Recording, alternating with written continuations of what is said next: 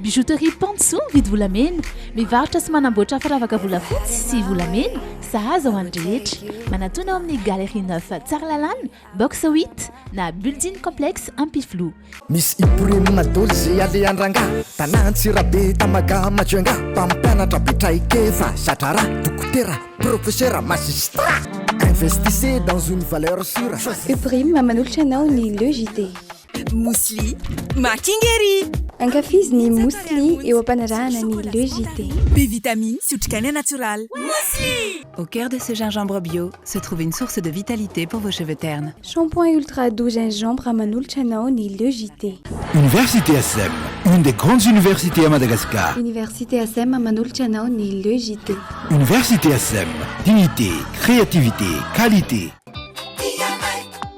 Tiara manolotra ho anao ny Le JT. La saveur ultime des fruits. Tsara kokoa ny paoziny, matevina sy tsara kokoa ny fonony sy ny taratasiny. Dans la vie, il y a les premiers et il y a les autres. 5G Batelma, des actualités uniques, dynamiques et renversantes dans le JT.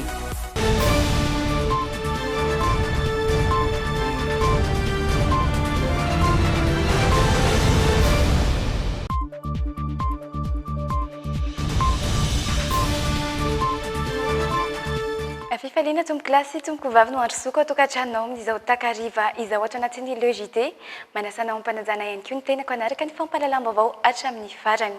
Ety am-piandohana indro asitika aminao sahady ireo matoa am-baovao nisongadina ho an'ny androany. Ho averina ao anaty fotoana fohy ny fandriam-pahalemana hoy ny Prime Ministre Antsay Christian nanome fampiofanana ho fanatsarana ny tolotra eny anivo ny tobim-pahasalamana ny Birao Mahaleotena miady amin'ny kolikoly. Aina iteraka entona toksika ilay volkano amin'ny ranomasin'ny Nosy Canaries. Nahazo laboratoire Fab Lab ny Université Antananarivo fitaovana izay anampitra tanora hivelatra kokoa amin'ny fianarana ataony. Isan'ireo songadim-baovao arahina ato amin'ny alauna.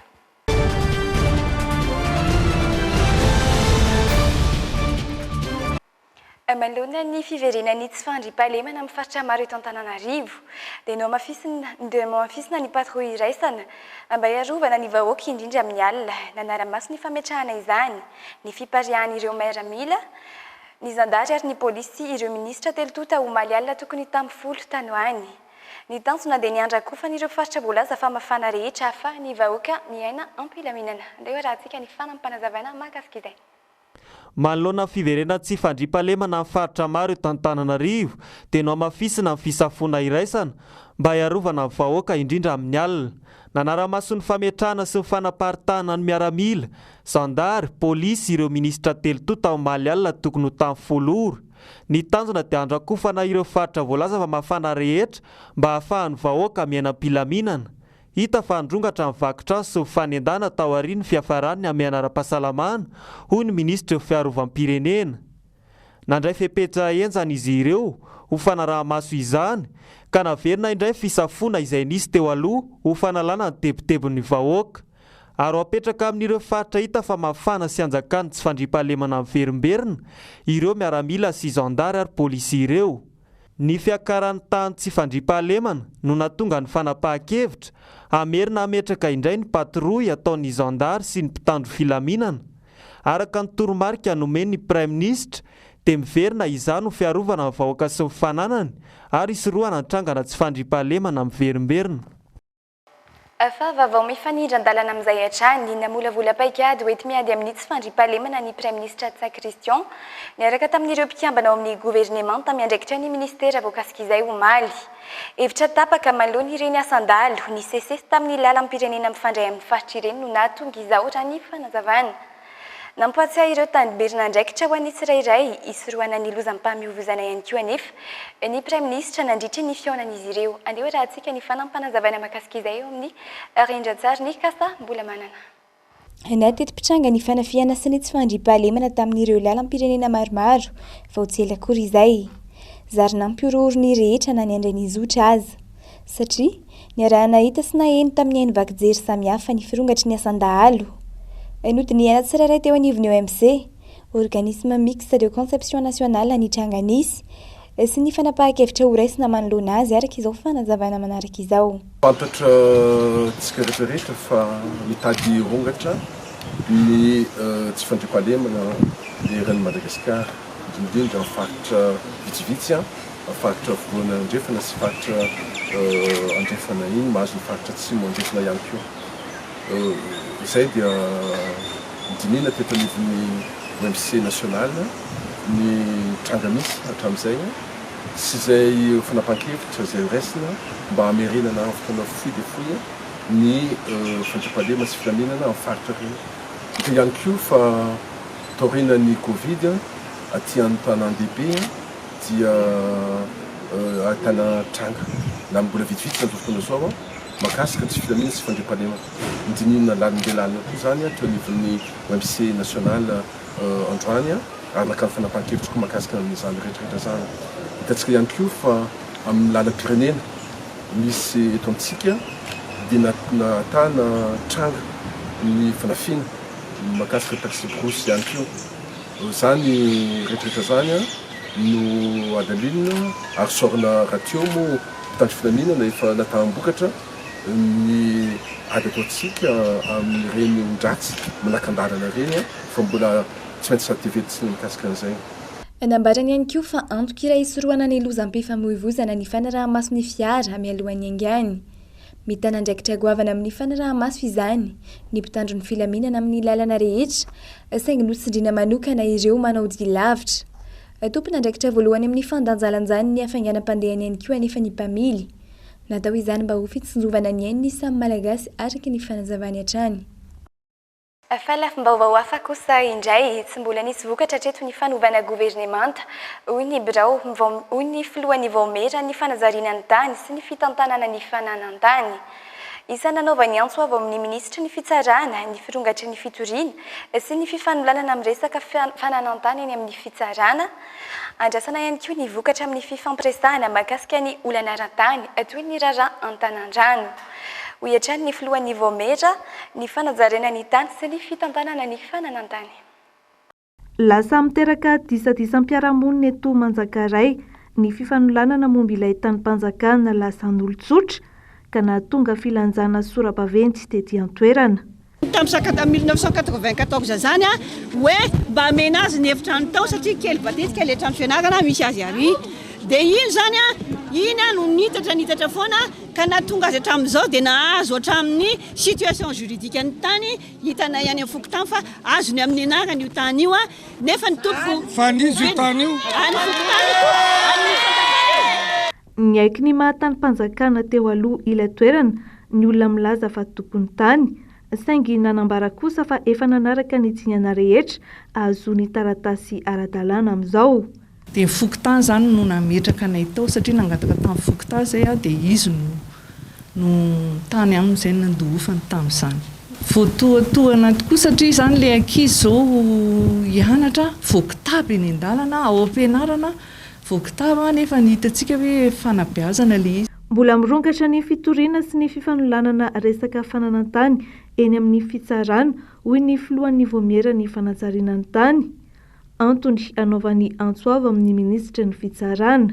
Nanao fitarenana ny andaniny hoe anazy ny tany. Tia lay nisy nanao fitarenana. Nanao fitarenana kokoa ny ankilany.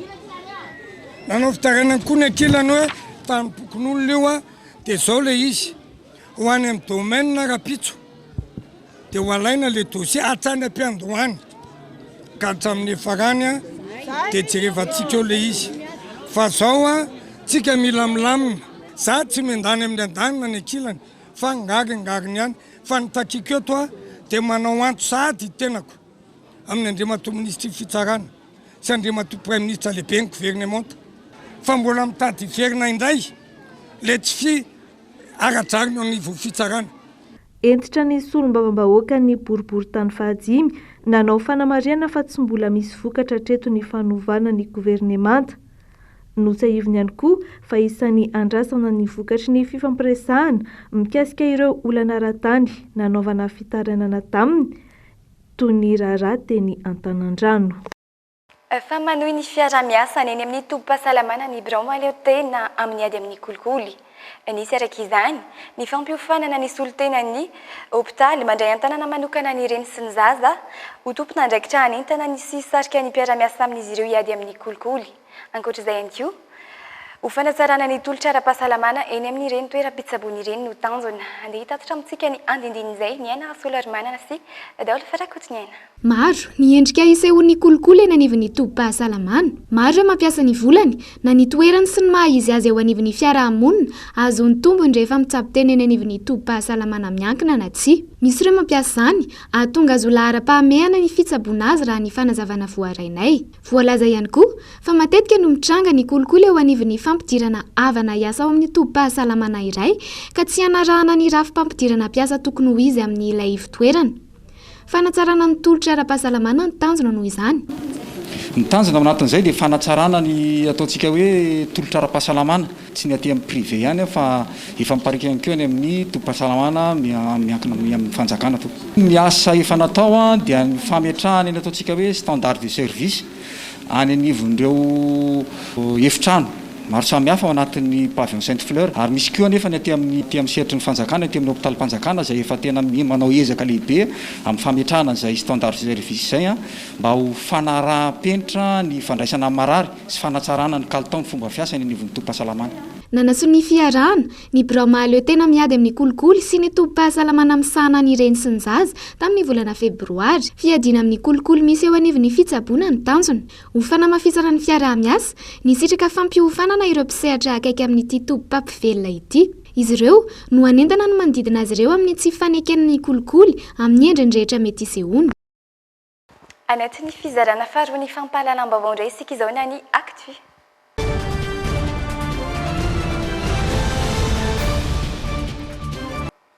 Fa nahazo fitaovana vaovao ny Université an'Antananarivo androany izay nomeny orinasa tsy miankina iray. Laboratoire Fab Lab no anaran'ity fitaovana vaovao ity izay ho ampiasain'ireo mpianatra polyteknika raha ny fanazavana. Izany no natao dia mba ahafahan'ireo tanora mivelatra bebe kokoa amin'ny zavatra ianarana sy ny famoronana asa na ny mananga na ny fananganana tetika asa ho azy manokana. Efa mampiasa ity laboratoire ity avokoa moa ny firenen'dehibe rehetra amin'izao toa ny États-Unis. Mitatitra amintsika ny andindin'izay Tsiora ny Manifson sy Misa Razafinjatofo. Fitaovana tena ilain'ny mpianatra université ao amin'ny polyteknika amin'izao vanim-potoana izao ny fampiasana ireo karazana laboratoire hanaovana fampiarana ny lesona ny anarana. Antony nahatonga ny sehatra tsy miankina nanohana ny fampianarana ambony ka nahazony ny mpianatra polyteknika laboratoire Fab Lab natao hanampiana ireo mpianatra amin'ny fitadiavany sy famorona ny orinasany.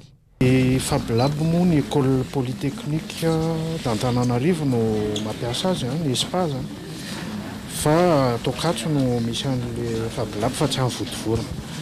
Zany hoe fandrindrana avy amin'ny sekoly polytechnique zany no hidiran'ny zay mpianatra sy zay mpikaroka zakan'ny Fab Lab zany zay le fandrindrana fa tsy hoe tonga dia roatra ao daholo zany ny babay sy voatra kosa aloha tsy zay le izy fa fitaovana manara-penitra izy io moderne izy io dia tsy maintsy karakaraina koa zany na ny entretien ny ary zany zay no anjaran'ny université ny école polytechnique zany.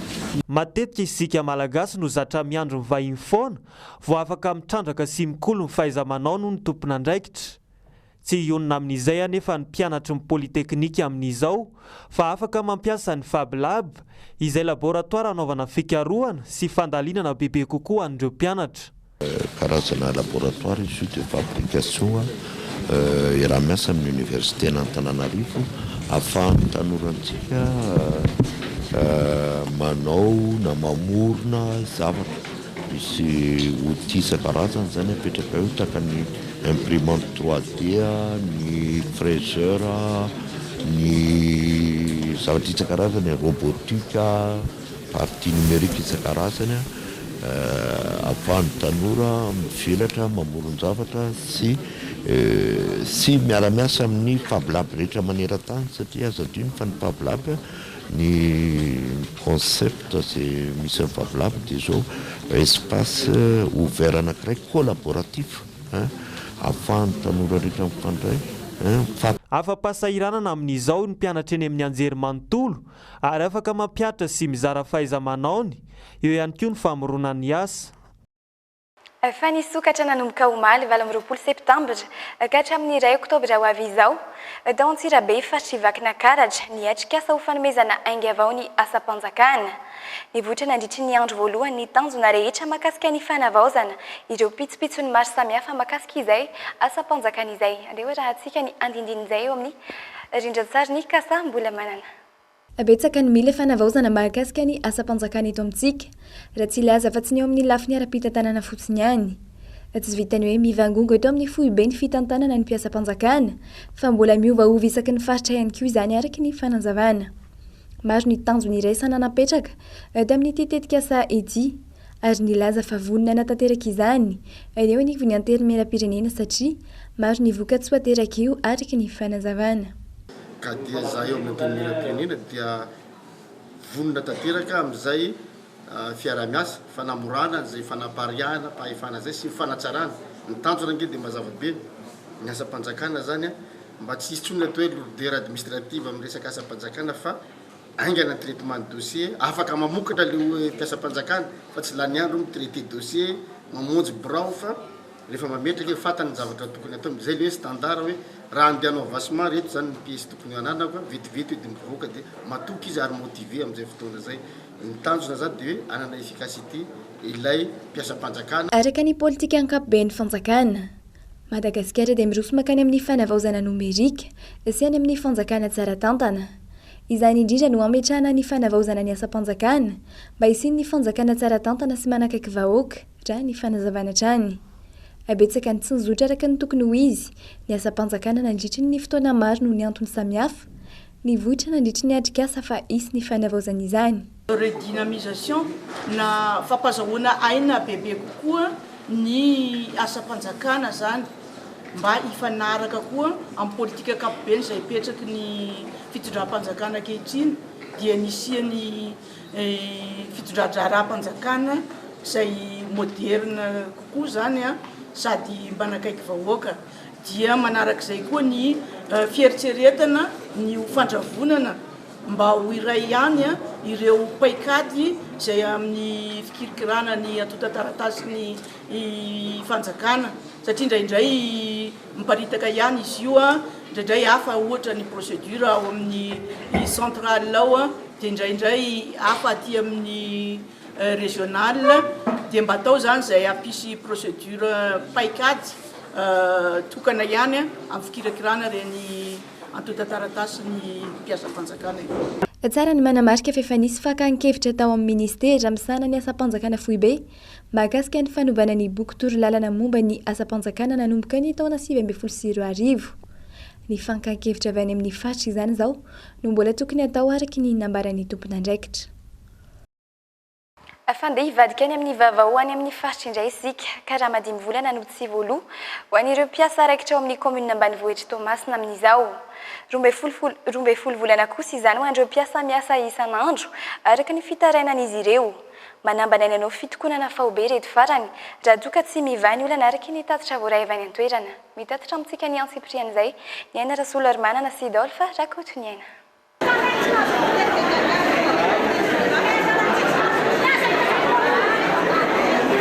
Mitaraindra mpiasa ao amin'ny commune ambanivohitra Toamasina ka raha madimy volana no tsy voalohany izy ireo kanefa mpiasa raikitra izy ireo 12 volana kosa ho an'ireo miasa isan'andro raha ny fitarainan'izy ireo ihany nanatanteraka fivoriana tao amin'ny efitrano malalaky ny commune izy ireo omaly ny iarahana tamin'ny solombavam-bahoaka Roland Ratsiraka sy ny ben'ny tanàna Rakotoniana Nantenaina tokony isy mpanara-maso manokana avy amin'ny fanjakana fohy be hijery ny teti-bola amin'ny fampandehanan-draharaha ao amin'ny commune araka ny fangatahan'izy ireo.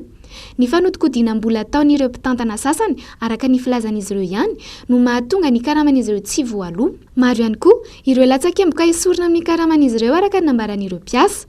Maro anefa ireo mbola tsy misitraka ny zony amin'ny fisotrondronoana akory. teto-bola mahaleo tena no ampandehanan-draharaha ao amin'ny commune araka nambariny ben'ny tanàna ao an-toerana. Ny sedra olana nefa ny commune teo amin'ny fidiram-bola ny nandritry ny vanim-potoana ny fihibohinino izy. Teo ihany koa ny tsy maintsy nisy ny fandaniana mihoatra toy ny resaka fanadiovana ny tanàna sy fandoavana karamany mpiasa.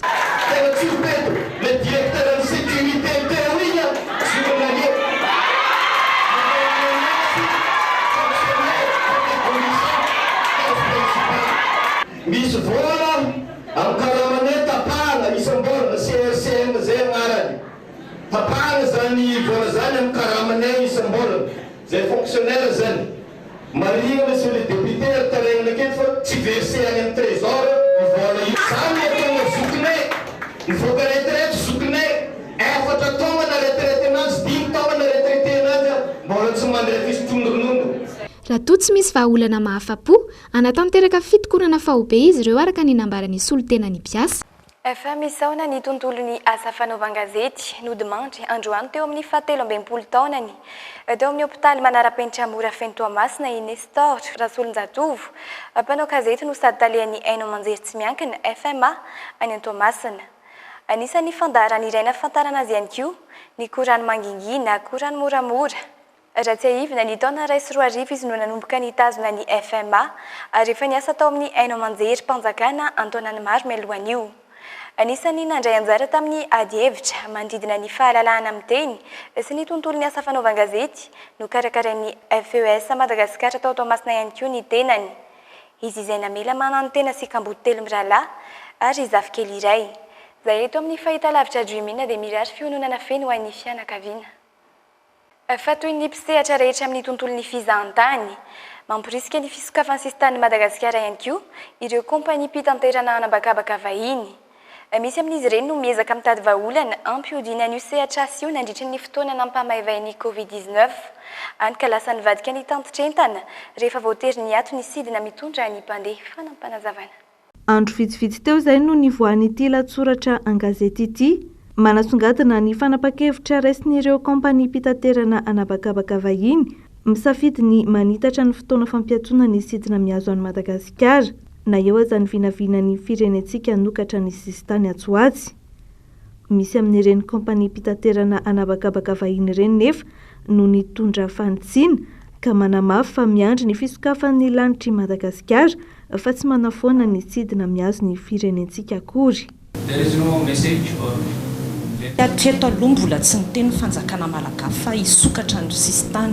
Donc zany rehefa ohatra ka mbola midiny sistany ny vol sy prévu rehetrarehetra tamin'ilay vol commercial automatique be hoe tonga dia annulé daholo aloha le izy. Rehefa misokatra amin'izay frontière dia mireprendre raha ho azy amin'izay avy eo ny zavatra rehetrarehetra par la suite suivant izay apetraka ny fanjakana malagasy. Tsy marina zany ny zavatra miely iny toy ny mpisehatra amin'ny tontolon'ny fizahan-tany mamporisika ny fisokafan'ny sistany ny Madagasikara ihany koa ireo kompania mpitanterana anabakabaka vahiny. Misy amin'izy ireny no miezaka mitady vahaolana ampiodiana n'io sehatra azy io nandritra ny fotoana nampamahevain'ny Covid ka lasa nivadika ny tatitra entana rehefa voaterina ato ny sidina mitondra mpandeha. Andanin'izay raha ho an'ny Madagasikara manokana mbola mitoy ny dinika sy ny fijerena akaiky ny pitsopitsony rehetra ary ampandraisina anjara amin'ny fanomanana ireo sehatra hafa ivelan'ny fizahan-tany ahafahana manokatra araka ny tokony ho izy ny sistany ka andraisana indray ireo mpizahan-tany vahiny. Fandeha hivadika amin'ny maharesaka iraisam-pirenena kosa indray isika. Mbola mahazavana ny Covid-19 Romania fatrira eo Eropa atsimo atsinanana. Mahery ny iray alina izao ny tranga voarakitra tao anatin'ny 420 ora farany.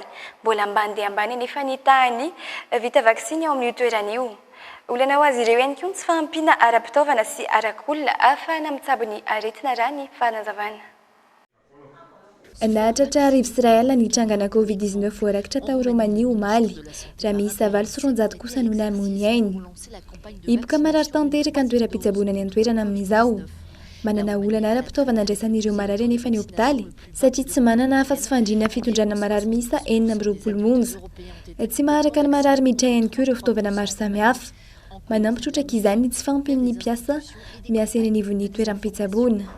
mbola ambany anefa nitahandreo vita vaksiny any an-toerana raha ho an'ny mpitsabo izay tokony tsy maintsy havita vaksiny fatrafeno izao mbola mahatratratra amin'ny 700 no tsy nisitraka izany vao ny 3 monja kosa no nisitraka ny vaksiny fatrafeno ireo mponina hita amin'izao fa mbola lavitrizaka ny fanefitra kanefa tena mirongatra izay tsy izy ny aretina antonina mpihiba nitahandreo vita vaksiny ny tsy finoan'ny mpony ilay virus teo aloha betsaka nitojo ny aretina vao mikorobaka amin'ny fitadiavana fanefitra sy miroso amin'izay fanaovam-baksiny izay hoy ny lehibe ny mpitsabo tany an-toerana anisy ny fanentanana ny mponina ao Romania ho amin'ny fanaovam-baksiny andiany fahatelo nataony tompona andraikitra nanomboka omaly Mariana fa miisa zavalo amin'ny 703 izao no lavo vokatry ny Covid-19 tao amin'ny ity firenena iray ity. Le pass sanitaire. Fa efa vonina sy mipetrapetraka avokoa ny trano efa andraisana ny mpitsidika amin'ny salon de la fête et de l'apéro andiany faharoa manome fotoana antsika manomboka rahampitsoary ny mpampiraty sy ny mpikarakara maritra 3 andro moa ny hetsika izany hoe ny sabotsy 2 oktobra ho avy izao vao hifarana tombony ny salon de la fête et de l'apéro satria hita amin'ny toerana iray izay rehetra ilaintsika rehefa hikarakara fety aman-danonana. Tianao ho miavaka sy tsy manampaharova ny fety karakarainao na batemy izany na mariage na fanamariana tsingeritaona na terahana ny anampy antsika amin'ny fanomanana ireny karazana lanonana ireny indrindra no antom-pisian'ny salon de la fête et de l'apéro andiany faharoa. Hitanareo avokoa ny resaka décoration, ny location de salle, ny location de vaisselle amin'izay mety hoe fety aman-danonana ho karakarainareo ato dia ho navondrinay ho iray ety amin'ny plaza Ampeflo ety izay rehetra ilainareo izay. Efa mipetrapetraka tsara avokoa ireo trano evan'ny mpampiranty mahery ny 30. Efa vonina ihany koa ny mpikarakara andray antsika mpitsidika ety amin'ny plaza Ampeflo mandritra ny 3 andro manomboka ny alakamisy 30 septambra, ny zoma voalohan'ny volana oktobra ary ny sabotsy faharoan'ny volana oktobra. Tena mpiavaka ity andiany faharoa amin'ny salon de la fête et de l'apéro ity dia azonareo atao tsara ny manao ny dégustation moa zany dia isy ihany koa ny démonstration koa dia manome fotoana ho anareo any tokantrano any ho an'ny rahampitso ny fanombohan'izay salon de la fête et de l'apéro izay. Miezaka mikarakara etsika mahaliana hatrany ny canal 720 ho fanomezana fahafampo antsika mpitsidika. Arak'izany herinandro aorian'ny etsika salon de la fête et de l'apéro miditra amin'ny andiany fahatelo ny etsika grain de pollen. Io indray etsika natokana ho antsika mpakafy sy mpity voninkazo, zaridaina ary fambolena. Ho totosaina amin'ny plaza Ampeflo ny 7, 8 ary 9 oktobra. Mariana fa mbola misy ny toerana ho antsika te handray anjara amin'ny etsika grain de pollen andiany fahatelo ka raha mila fanampanazavana azo atao ny mitsidika ny pejin'ny canal 720 na ihany koa miantso ny laharana 034 11 086 40. Fa hikarakara varotra fampiratiana ihany koa ny etsy amin'ny tranombarotra marikitra Analakely manomboka rahampitso 30 septambra ka hatramin'ny 9 oktobra ho avy izao. Karazana entana maro samihafa amin'ny vidiny mirary no sady tsara kalitao no hita eny an-toerana amin'ireo fotoana ireo. Izay anasana ny rehetra tsy ankanavaka andeha hoe raha antsika ny antsiprian'izay.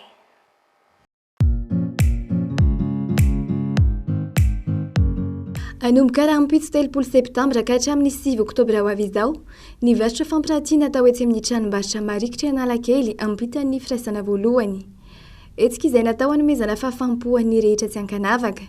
Karazana entana maro toy ny finday, kiraro, akanjo, sakafo sy ny maro hafa no hita eny an-toerana amin'ireo fotoana voalaza ireo.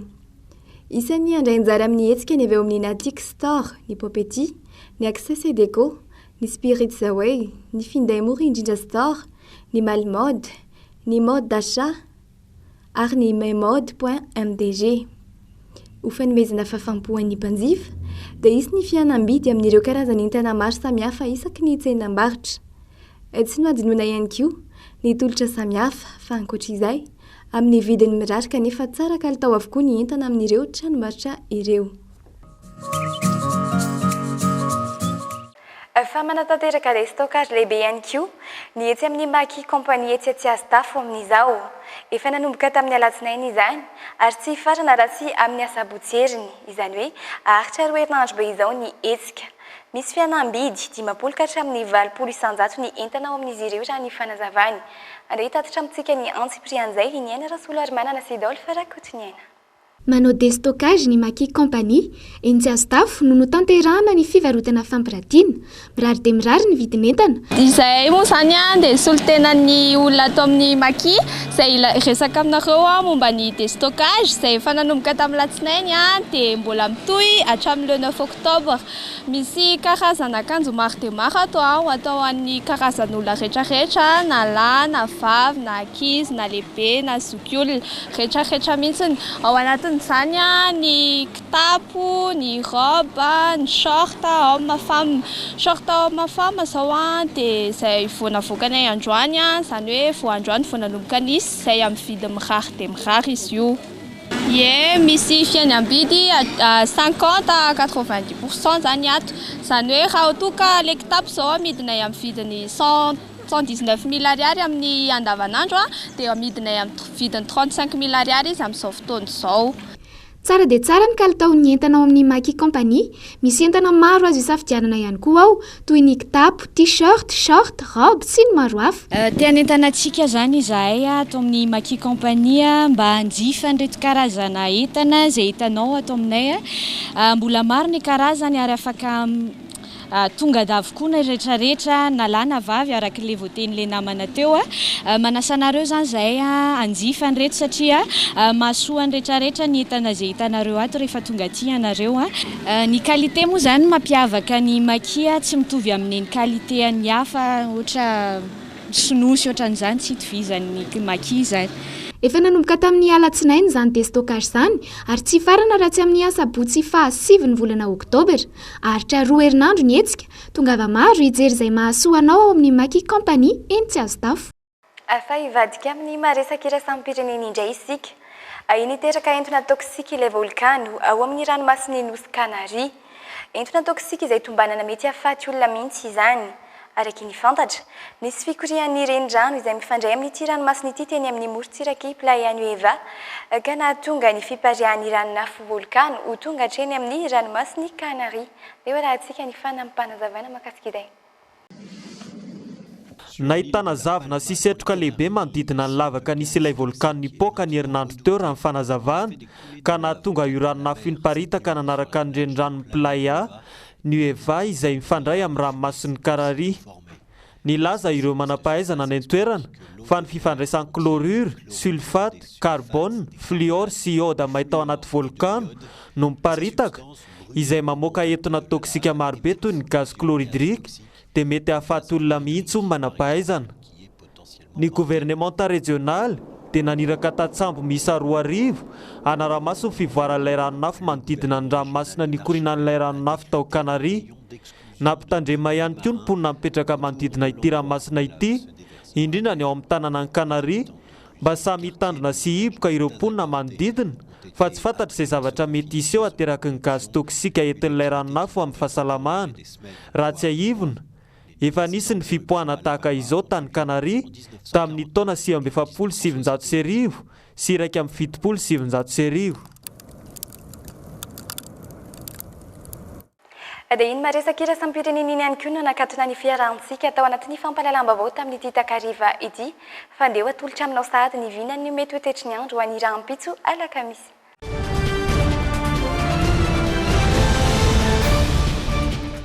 Anomboantsika n'izay vinany mety ho tetry ny andro izay any amin'ny tapany avaratry ny nosy hatrany. Ifandimby ny rahona sy ny masoandro ao Diana, ho tandrifin-drahona sy hanorana kosa izany ao Sava.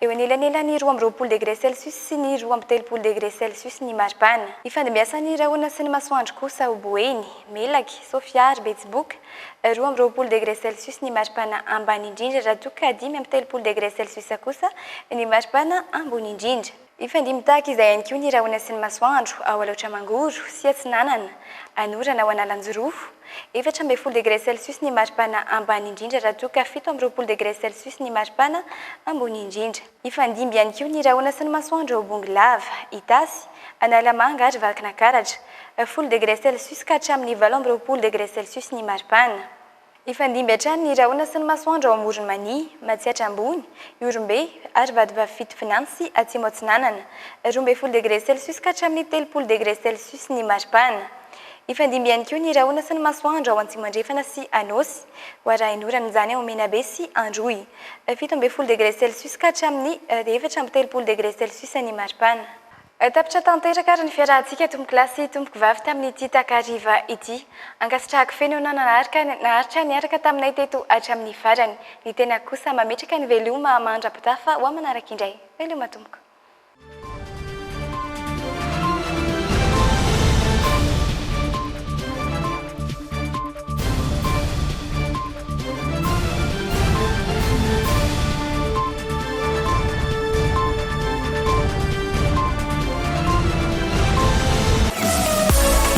Batelma, des actualités uniques, dynamiques et renversantes dans le JT.